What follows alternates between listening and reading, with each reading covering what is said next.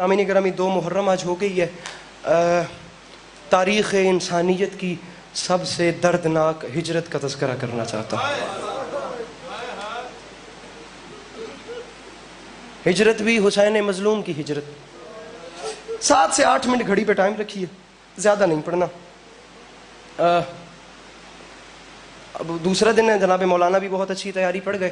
اب جہاں سے انہوں نے چھوڑا ہے میں کوشش کرتا ہوں وہاں سے آگے ایک ٹکڑا سناؤں گا انشاءاللہ. پھر کل سے یہ بانیان بتا دیں گے کہ مضمونوں کی ترتیب کیسے کرنی ہے, کیونکہ 3-4 مضمون پیچھے بقایا ہیں اور 4 سے پھر برآمدگیاں بھی شروع ہو رہی ہیں, تو میں چاہتا ہوں کہ اس سے پہلے جتنا بھی ہے اسے سمیٹا جائے.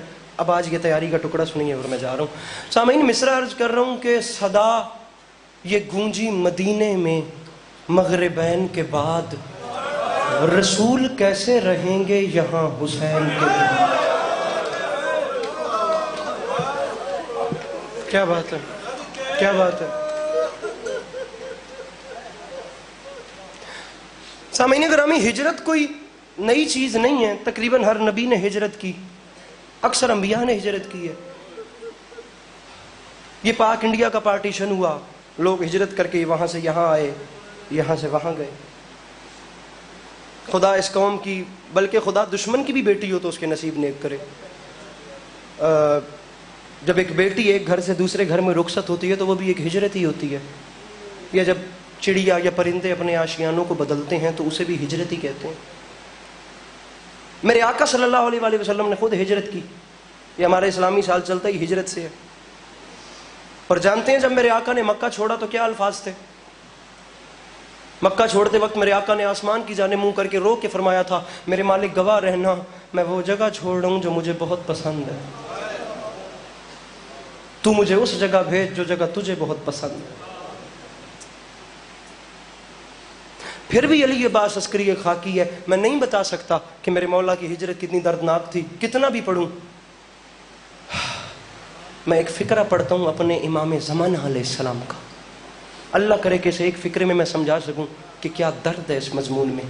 میرے آقا زیارت ناہیہ میں فرماتے ہیں, میرا سلام ہو ان بیویوں پر جن سے رات کی تاریکی میں بالجبر مدینہ چھڑوایا گیا.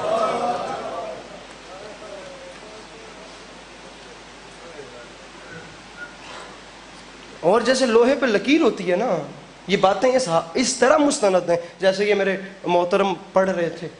میرے آقا پہلے ماں کی قبر پہ, پہلے نانا کی قبر پہ گئے اور جا کر فرمایا, میرے مالک گواہ رہنا حاذا قبر نبی, میرے مالک یہ تیرے نبی کی قبر ہے, وَأَنَا ابْنُ بِنْتِ نَبِيِّكَ, اور میں تیرے نبی کی بیٹی کا بیٹا ہوں. اور میرے مالک وہ وقت آ گیا جو تیرے علم میں ہے.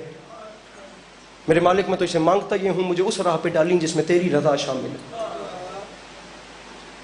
پھر بھائی کی قبر پہ گئے, پھر ماں کی قبر پہ گئے. اب یہاں سے میں مصائب شروع کر رہا ہوں.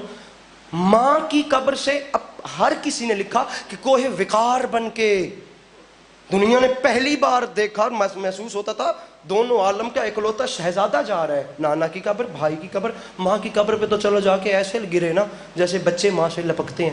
ماں کی قبر سے دوبارہ واپس آئے اپنے نانا کی قبر پہ, اور نانا کی قبر پہ آ کر حسین بادشاہ نے اپنا دایاں رخسار اپنے نانا کی قبر پہ رکھا.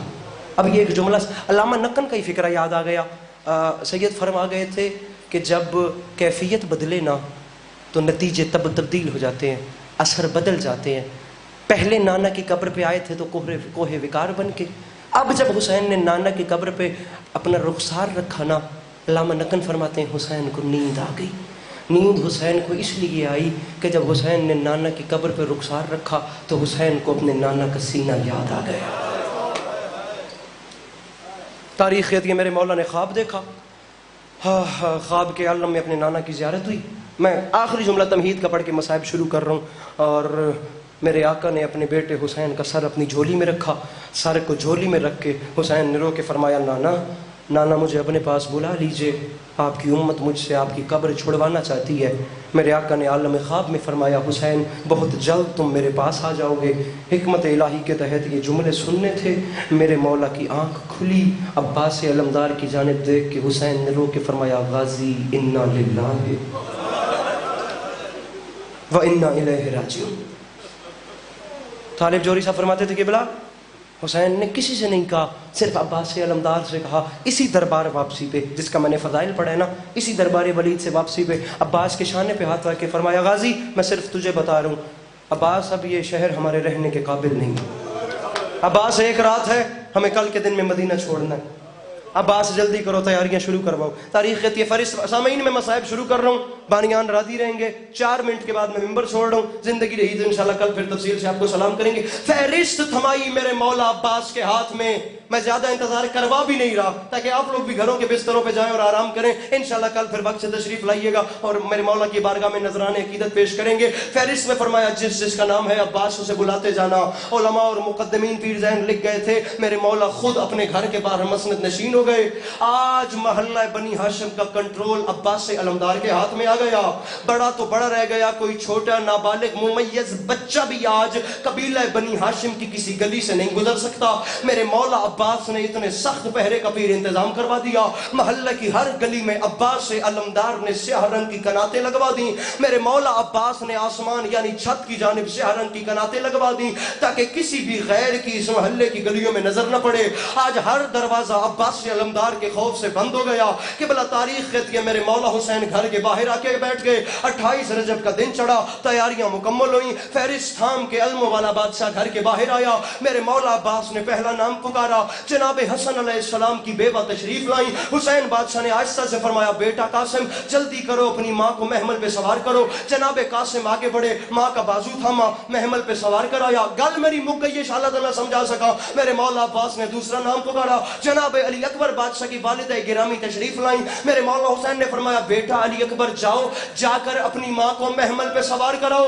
میں معافی مانگ کے آدھا پیا کوئی نہیں باوا بندہ شیعہ جس نہ ماتم کرنا ہے نہ ہائے کرنی ہے کہ بلا رکھیے میرے سر پہ قرآن۔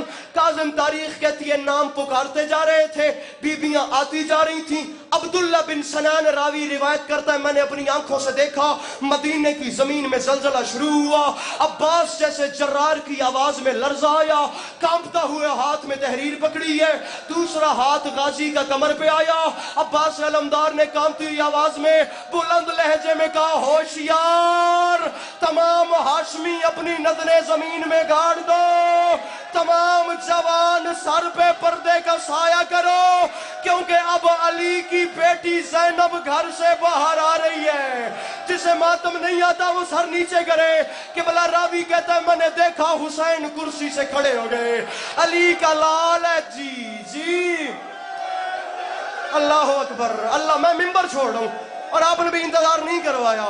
کہ بلا تاریخ کہتی ہے عباس کا کانپتا ہوا لہجہ، حسین مسند سے کھڑے ہو گئے۔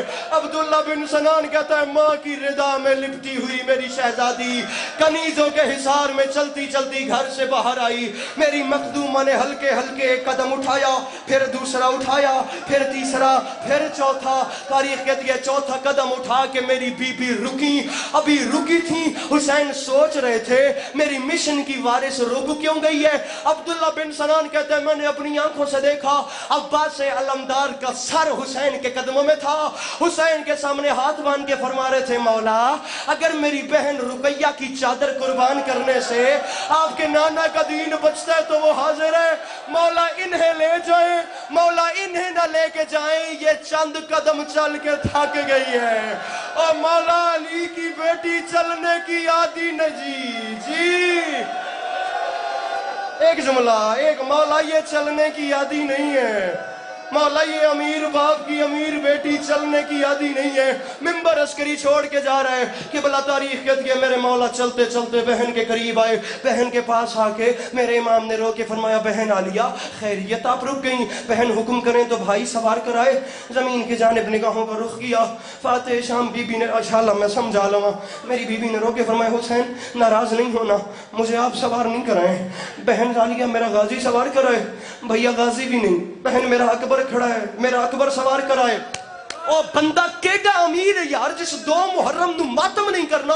اتنی قیامت آمیز گل سن کے سمجھ کے بہن عالیہ میں بھی نہیں، غازی بھی نہیں، اکبر بھی چالا تو سیر تے ماتم کر لویں، کون سوار کرائے؟ قبلہ راوی کہتا ہے چیخ نکلی علی کی بیٹی کی اور رو کے فرماتی ہیں بھیا مجھے 28 رجب بھی محمل پہ وہی سوار کرائے جس نے 11 محرم کو बंधे हुए हाथों से बिन पलाने ऊंट जी जी। या सैयदा या सैयदा, सैयद नौकर सैयद नौकर, और जिसने 11 मुहर्रम को बंधे हुए हाथों से, और जिसने 11 मुहर्रम को बंधे हुए हाथों से मुझे सवार कराना है। किबला तारीख कहती है जनाबे सज्जाद करीब आए, फूफी अम्मा का बाजू थामा, चलते चलते नाका के करीब लाए। जनाबे अब्बास अलमदार ने नाका की मेहार थामी, जनाबे अली अकबर ने महमल का पर्दा हटाया, जनाबे सज्जाद ने अपनी फूफी पाक को सवार कराया। किबला तारीख कहती है दाएं हुसैन आ गए, बाएं अब्बास आ गए, आगे सज्जाद आ गए, पीछे अकबर आ गए। ये है अली की बेटी की नाका, दाएं हुसैन।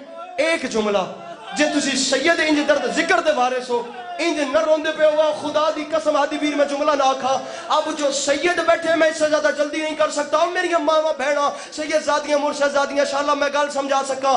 जेड़े सादात बैठे हो तुहाडे ते वाजिब है, तुहाडे घर दा दुख है, उम्मती रोवन न रोवन अंकल जिन्हां दी अपनी मर्जी है, इतने दर्द नाल रोना बनदा है।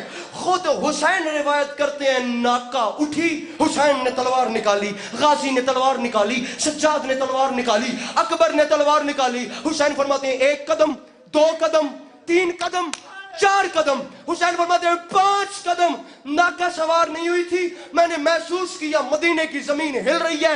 हुसैन फरमाते हैं मैंने गौर करके देखा नाका की बाईं जानिब गाजी का अमामा खुल के गले में आया हुआ है, सर से दस्तार उतार के हवा की जानिब लहरा के कह रहा है अल हिजाब अल हिजाब अल हिजाब।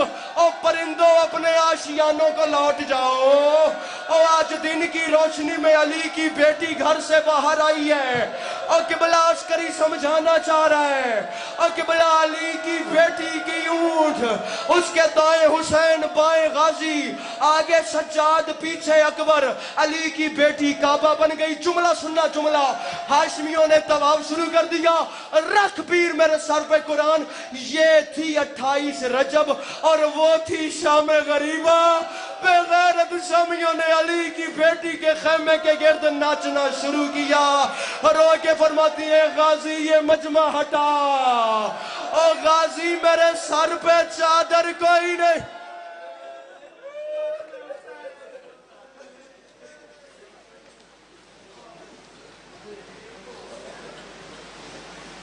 या हुसैन या हुसैन या हुसैन या हुसैन।